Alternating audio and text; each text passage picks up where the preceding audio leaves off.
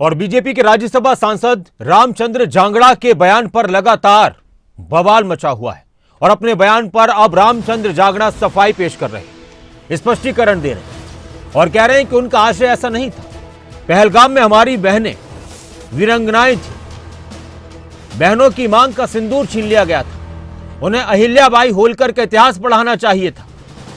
रामचंद्र जांगड़ा का बयान विवादित टिप्पणी कि उनको लड़ना चाहिए था आतंकवादियों के सामने, बंदूकों का सामना करना चाहिए था, इस तरह की कुछ बातें कर रहे थे सांसद महोदय। और उनके इस बयान पर अब काफी आलोचना उनकी हो रही है, लेकिन अब वे कह रहे हैं कि वो कुछ और कहना चाहते थे। मैं उसके ऊपर अपने स्थिति स्पष्ट कर चुका हूं।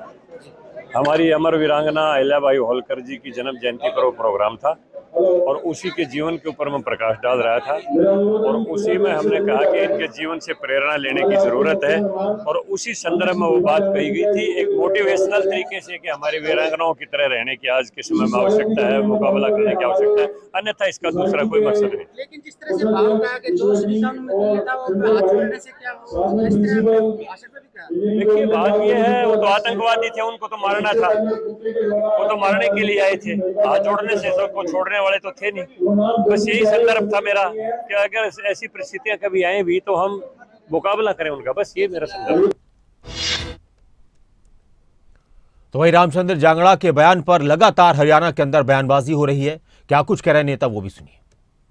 ये कोई पार्टी की बात नहीं है, उनका अपना एक विचार हो सकता है, उन्होंने अपना एक स्पष्टीकरण दिया भी है और उन्होंने कहा कि मेरा भाव तो ये था कि महिलाओं को भी वीरांगनाएं बनना चाहिए, लेकिन उसको गलत संदर्भ में उन्होंने रखा है। हमारी जो बहनें अपना सिंदूर खो चुकी हैं उनके बारे में ये कहना उचित नहीं है, गलत है और इसमें जिनकी भावनाओं को ठेस पहुंची है, निश्चित रूप से जांगड़ा जी ने भी अपनी ओर से खेद व्यक्त किया है और मैं भी मानता हूं कि इस विषय को यहाँ समाप्त कर देना चाहिए। आपने दौरा किया है, वो ऐसी जगह जा रही हैं जो प्रभावित रहे के बाद। देखिए देश की एक बड़ी एक त्रासदी जिसको कहना चाहिए, इस प्रकार की जो घटनाएं हुई हैं और उन घटनाओं में जो पीड़ित परिवार हैं वो सामाजिक दृष्टि से सबको सब जगह जाना चाहिए, इसमें कोई आपत्ति नहीं है।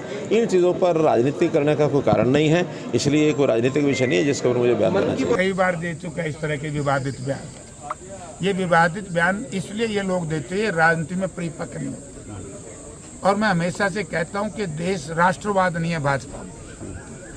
अगर राष्ट्रवाद होता रामचंद्र जांगड़ा का बयान, महिलाओं के प्रति आदर सम्मान होता तो ये बयान, इसी तरीके से मध्य प्रदेश के एक मंत्री का ये बयान, इसी तरीके से इनका आपने देख लिया होगा हमारे साथियों अशोक अरोड़ा का अपमान करने का प्रयास किया। उन्होंने जो बयान दिया है उन्हें खुद ही देश के प्रति उनका समर्पण भाव मुझे उस बयान से नज़र नहीं आता। एक तरफ तो हथियारबंद लोग खड़े हों, ट्रेंड लोग खड़े हों, आतंकवादी खड़े हों और वो ये कहते हैं उन्हें लड़ना चाहिए था, निहत्थे लोग कैसे लड़ सकते थे।